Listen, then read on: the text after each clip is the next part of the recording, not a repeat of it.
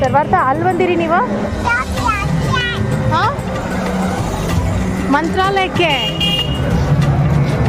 ಅಲ್ಲಿ ಬಂದಿರಿ?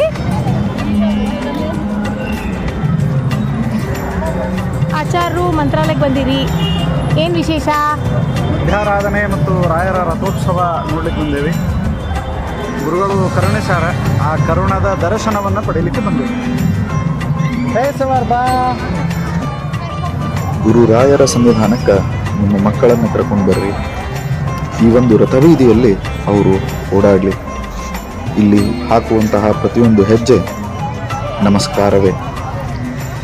ಇಲ್ಲಿ ಓಡಾಡುವಂತಹ ಪ್ರತಿಯೊಂದು ಕ್ಷಣ ಪ್ರದಕ್ಷಿಣೆಯೇ. ಗುರುಗಳ ಸನ್ನಿಧಾನದೊಳಗೆ ನಾವು